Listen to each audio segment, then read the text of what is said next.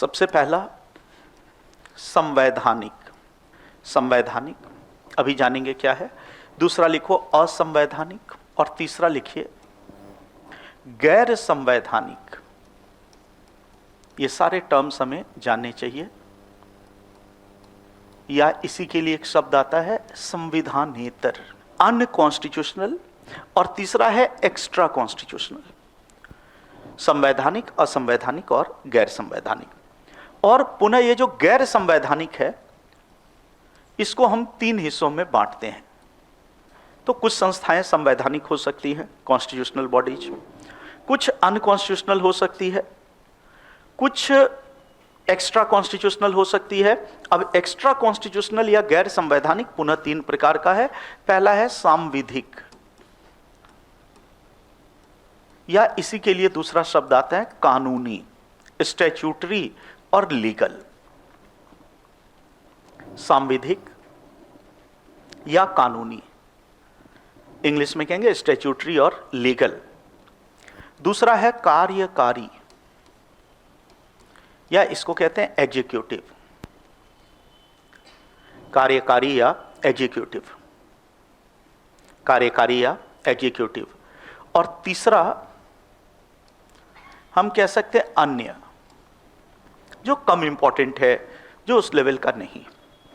तो इतने वर्ड्स को जानना है कि हमारे यहां जितनी संस्थाएं वो इसी में से किसी कैटेगरी में होगी, या तो संवैधानिक या असंवैधानिक या गैर संवैधानिक, और गैर संवैधानिक में सांविधिक हो सकता है या कार्यकारी या अन्य। अब आओ एक एक को समझते हैं। सबसे पहले संवैधानिक की बात करें तो जिनका स्रोत संविधान है, ऐसी संस्थाएं जिनका स्रोत संविधान में पाया जाता है, सोर्स पाया जाता है कॉन्स्टिट्यूशन में। इसका मतलब बहुत सारी संस्थाएं ऐसी हैं भारत में जो संविधान से निकली है। जैसे एग्जाम्पल लो कि आर्टिकल 324 तो संविधान है ये, और इसमें पाया जाता है भारत का निर्वाचन आयोग, इलेक्शन कमीशन ऑफ इंडिया। तो अगर आ जाए एग्जाम में कि निर्वाचन आयोग कैसी संस्था है, संवैधानिक है। क्यों? क्योंकि कॉन्स्टिट्यूशन से निकला है। इसी तरह से आ जाए आर्टिकल 280, क्या है बताओ? भारत का वित्त आयोग, फाइनेंस कमीशन ऑफ इंडिया, संवैधानिक संस्था है। इसी तरह आर्टिकल 338 क्या है बताइए? राष्ट्रीय अनुसूचित जाति आयोग, national commission for scheduled caste. 338 ये भी कैसी संस्था है? संवैधानिक। इसी तरह आर्टिकल 338A क्या है बताओ? अनुसूचित जनजाति आयोग, शेड्यूल्ड ट्राइब। और मान लो इसी तरह आ जाए आर्टिकल 338B, हां, पिछड़ा वर्ग, राष्ट्रीय पिछड़ा वर्ग, नेशनल बैकवर्ड क्लास कमीशन, पिछड़ा वर्ग आयोग। सॉरी,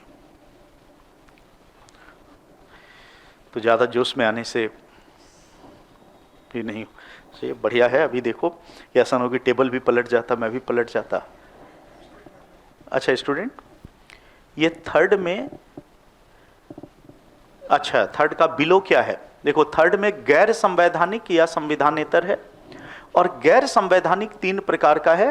पहला है सांविधिक या कानूनी, तो पहला है सांविधिक या कानूनी, दूसरा है कार्यकारी या एग्जीक्यूटिव, और तीसरा है अन्य या अदर। सांविधिक या कानूनी, दूसरा कार्यकारी, और तीसरा अन्य। तो ये संवैधानिक समझ में आ गया। ऐसी बहुत सारी संस्थाएं आगे पढ़ेंगे। तो ये हो गया कॉन्स्टिट्यूशनल बॉडीज, वे संस्थाएं जिनका स्रोत संविधान में पाया जाता है। अब आते हैं असंवैधानिक, अनकॉन्स्टिट्यूशनल।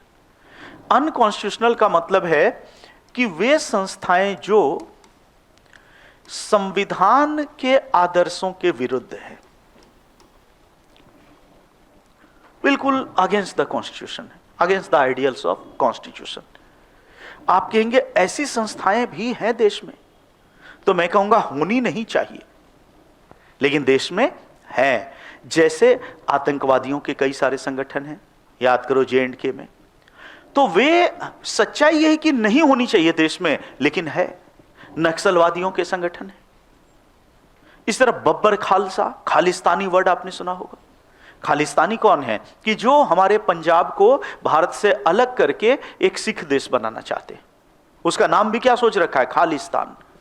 तो ऐसे को हम क्या कहते हैं? खालिस्तानी अलगाववादी। खालिस्तानियों ने अपना संगठन बना रखा है। तो खालिस्तानियों के संगठन, नक्सलवादियों के संगठन, आतंकवादियों के संगठन, ये भी इस देश में है। ULFA, United Liberation Front of Assam. तो इस तरह के संगठन किस में आएंगे? असंवैधानिक। होने नहीं चाहिए, लेकिन सच्चाई यह है कि देश में है। उनको पकड़ा भी जाता है, जेल में भी डाला जाता है। अमृतपाल खालिस्तानी, तो उसको पकड़ा भी गया जेल में, ऐसे सबको। लेकिन सच्चाई है कि है, होना नहीं चाहिए। तो अब दोनों का डिफरेंस देखा। संवैधानिक जो संविधान से निकला है, असंवैधानिक जो संविधान विरुद्ध है। अब आते हैं कि तब गैर संवैधानिक क्या है। तो इसकी परिभाषा लिखिए। संविधान के द्वारा सृजित नहीं है, लेकिन संविधान के आदर्शों को पूरा करते हैं, और उनको हम क्या कहेंगे? गैर संवैधानिक या संविधानेतर।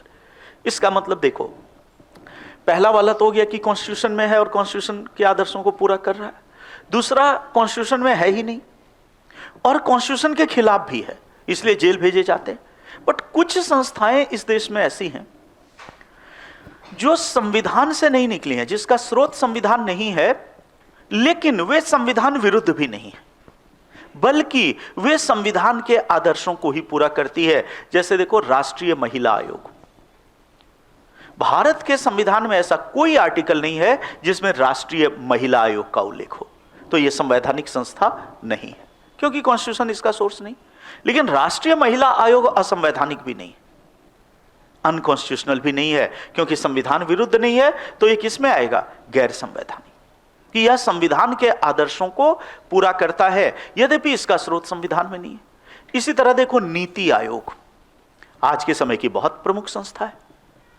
लेकिन अगर कोई आपसे पूछे कि भारत के संविधान के किस अनुच्छेद में नीति आयोग का जिक्र है, तो पूरे संविधान को एक एक पेज पलट लोगे, कहीं नीति आयोग नहीं मिलेगा।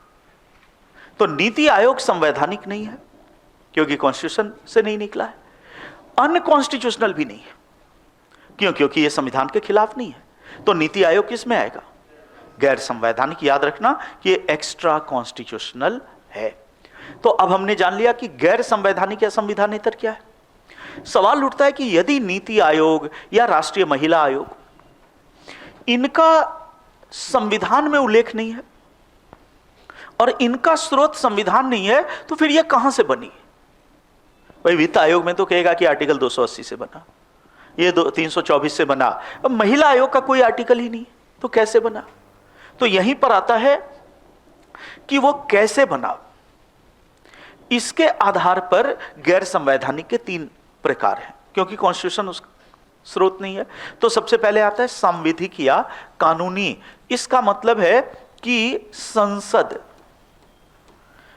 ऑब्लिक विधायिका, संसद कहें या विधायिका, की विधि से निर्मित। तो कई संस्थाएं ऐसी हैं जो संविधान में तो नहीं है, लेकिन पार्लियामेंट ने कानून बनाकर उनका निर्माण किया है। वे संसद की विधि से निर्मित है, संसद की विधि से निर्मित है। जैसे कुछ एग्जाम्पल लीजिए। भारत की संसद ने मानव अधिकार संरक्षण अधिनियम 1993 पारित किया, और उसी मानव अधिकार संरक्षण अधिनियम के द्वारा राष्ट्रीय मानव अधिकार आयोग के गठन का प्रावधान किया गया।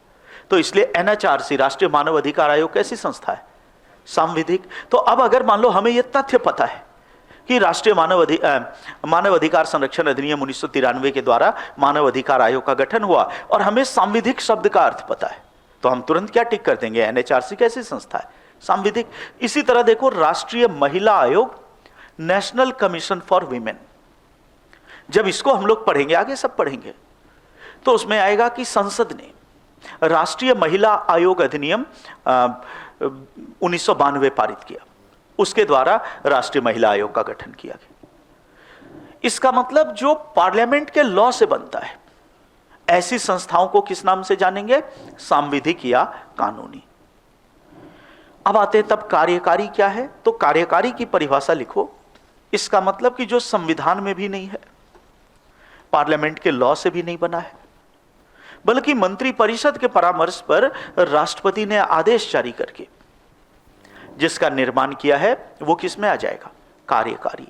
तो कार्यकारी का मतलब जो कार्यपालिका के आदेश से बना है, संविधान में भी नहीं है, पार्लियामेंट का लॉ भी नहीं है, लेकिन राष्ट्रपति ने मंत्रिपरिषद के परामर्श पर निर्माण किया है। जैसे इसका उदाहरण में आएगा नीति आयोग। नीति आयोग, बट इतना देखो, भारत के संविधान में नीति आयोग का कहीं उल्लेख नहीं है, तो नीति आयोग संवैधानिक नहीं है, असंवैधानिक तो है ही नहीं। तो यह कैसा है, गैर संवैधानिक। गैर संवैधानिक में भी यह सांविधिक नहीं है, क्योंकि पार्लियामेंट के लॉ से नहीं बना है। तब यह कैसा, कार्यकारी है, क्योंकि 1 जनवरी 2015 को, और जब नीति आयोग पढ़ोगे तो उसमें आपको लिखवाया जाएगा कि 1 जनवरी 2015 को भारत के राष्ट्रपति के आदेश से नीति आयोग का गठन किया गया। तो अगर यह फैक्ट पता है तो आप तुरंत कह दोगे कि नीति आयोग कैसी संस्था है, कार्यकारी, जो कार्यपालिका के आदेश से, ऐसी बहुत सारी संस्थाएं होती है। और अन्य का मतलब है कि वे संस्थाएं जो प्रशासनिक प्रक्रिया से बनी है। इसका मतलब इसमें उस तरह की संस्था आ जाएगी जो संविधान विधि से नहीं है। जैसे मान लो एबीवीपी की बात करें, अखिल भारतीय विद्यार्थी परिषद, या इस तरह की हजारों, भारतीय किसान यूनियन, भारतीय मजदूर संघ। तो कॉन्स्टिट्यूशन में ये उतनी बड़ी संस्था नहीं है वित्त आयोग की तरह की कॉन्स्टिट्यूशन में हो। इसी तरह असंवैधानिक भी नहीं है, क्योंकि छात्रों के हित की बात कर रही है एबीवीपी, भारतीय किसान यूनियन, मजदूर संघ, कई संस्थाएं संसद के कानून से भी नहीं बना है। इतना भी इंपॉर्टेंट नहीं है कि एबीवीपी के लिए लोगों ने, पार्लियामेंट ने कानून बनाया, राष्ट्रपति के आदेश से भी नहीं। तो कुछ लोगों ने रजिस्टर करवा के संस्था बनाई। तो हम और आप भी संस्थाएं बना सकते हैं, और वो जो संस्थाएं आएंगी वो किस में आएंगी, अन्य जो कम इंपॉर्टेंट मानी जाएगी, छात्रों की, मजदूरों की, किसानों की, जैसे इंडियन मेडिकल एसोसिएशन। तो डॉक्टरों ने बना ली अपनी संस्था, तो डॉक्टरों ने बना ली, वो संविधान में नहीं है। हाँ, संविधान में सबको ये राइट है कि अपनी अपनी संस्था बनाओ, भारतीय किसान यूनियन। तो अब हमने जान लिया कि संस्थाएं संवैधानिक, फिर से एक बार रिवाइज करो, संवैधानिक जिसका स्रोत संविधान है, ये सब उसके उदाहरण है। असंवैधानिक संविधान विरुद्ध है। गैर संवैधानिक संविधान में नहीं है लेकिन संविधान के आदर्शों को पूरा करता है। उसका पहला रूप है गैर संवैधानिक का सांविधिक या कानूनी, जो संसद या विधायिका की विधि से निर्मित है। कार्यकारी, जो राष्ट्रपति या कार्यपालिका के आदेश से, और अन्य जो सामान्य प्रशासनिक प्रक्रिया का पालन करके बनाए, किसानों, मजदूरों, छात्रों के संगठन।